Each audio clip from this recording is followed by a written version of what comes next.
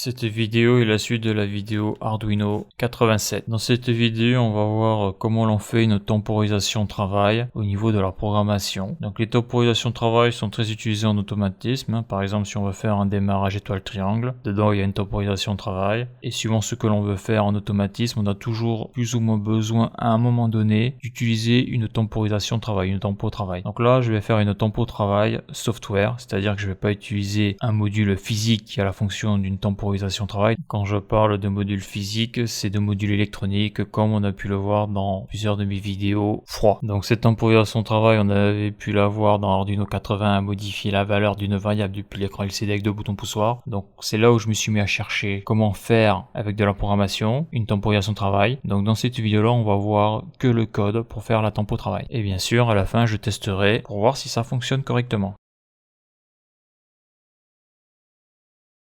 Donc faire une temporisation de travail donc de type software, car souvent les temporisations de travail elles sont hardware, c'est-à-dire que c'est du matériel physique sur les machines. Et donc là on va faire une temporisation de travail donc software sur l'Arduino. Donc on va faire un programme qui aura donc le même effet qu'une temporisation de travail modulaire. Donc avec E-génie climatique en 2019. Parce qu'il faut savoir que j'ai quand même fait pas mal de recherches sur internet et je n'ai strictement rien trouvé, en tout cas sur l'internet francophone. Donc on avait vu dans la vidéo Arduino 82 ajout de la temporisation de travail pour modifier la variable consigne. Donc j'avais intégré tout ça dans le programme. Donc là, dans cette vidéo là, je vais juste marquer tout le code qu'on a besoin d'utiliser pour faire cette temporisation de travail. Donc déjà, on va définir les broches. Donc const int, donc broche bp underscore o. Donc ça sera la variable broche bpo et ça sera pour la broche numéro 6, point virgule. CTRL C, CTRL V. Donc là, ça va être broche underscore bp underscore bas. Donc ça sera la broche numéro 7, point virgule. Donc ça, ce sont les deux boutons poussoirs. Donc je vais utiliser donc le bouton poussoir que je vais appeler O, ce sera le bouton poussoir de gauche qui va permettre donc d'activer la temporisation de travail. Et donc le bouton BP bas, ça sera pour éteindre la diode qui simule un moteur. Donc après const int, je vais sélectionner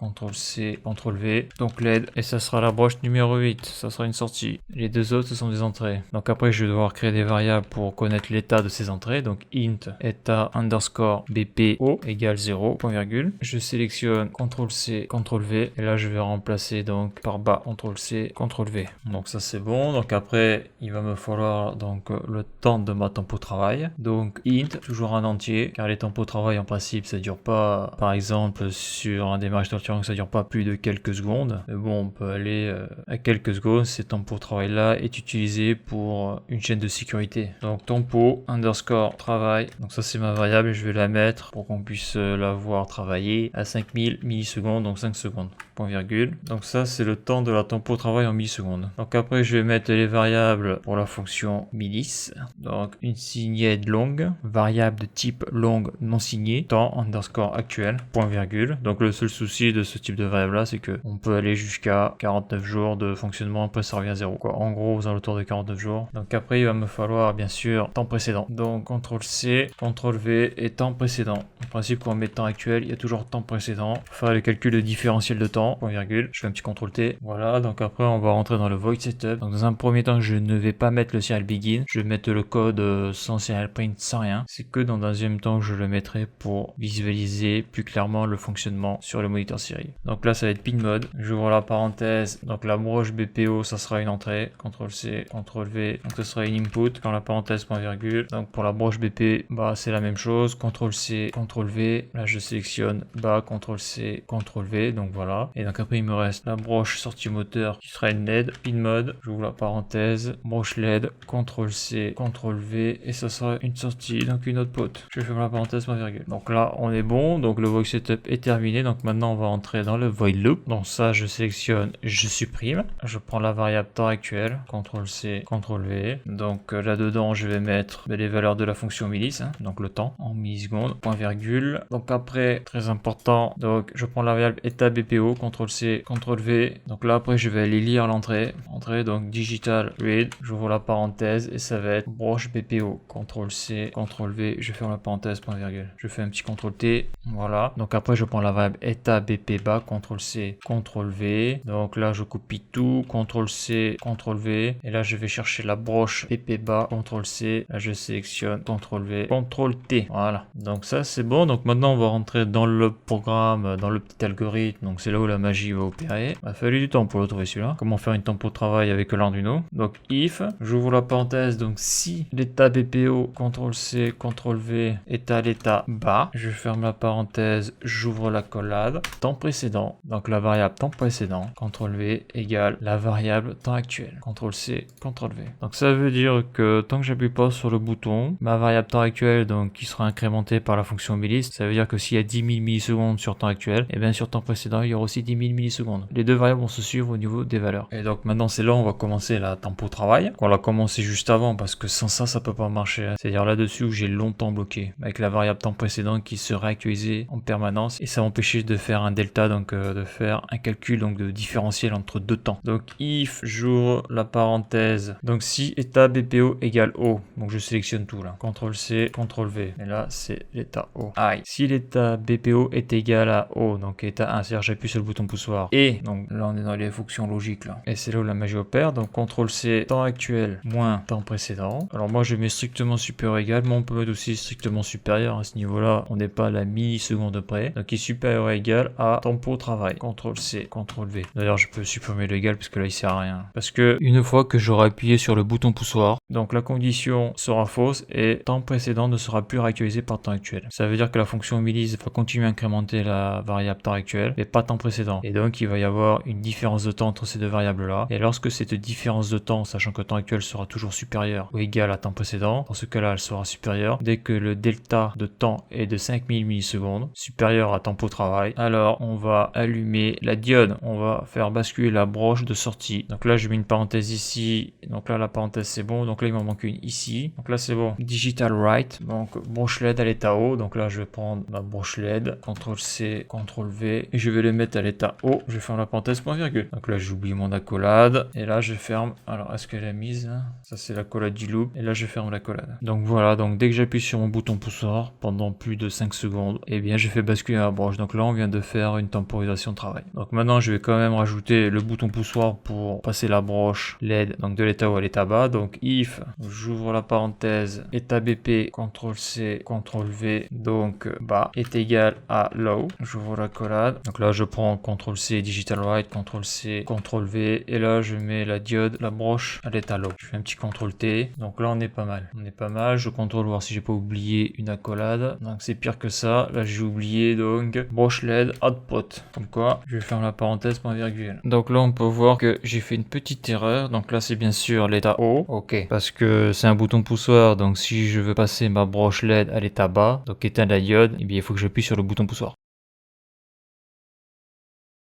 Donc j'envoie le programme sur l'Arduino. Donc maintenant j'appuie sur le bouton poussoir de gauche, donc au bout de 5 secondes, la diode devrait s'allumer. Donc là j'appuie et je laisse le doigt appuyer sur le bouton poussoir. Donc on voit que la diode s'est allumée. Là je l'éteins. Donc il faut que je laisse le bouton poussoir enfoncé pendant 5 secondes. Donc 1, 2, 3, 4, 5. Donc moi je compte pas trop bien là. Et donc là je l'arrête. Donc pour y voir plus clair, parce que c'est vrai que comme ça c'est pas évident, je vais mettre les serial print pour pouvoir voir ce qui se passe au niveau des variables et donc pour pouvoir le voir sur le moniteur série.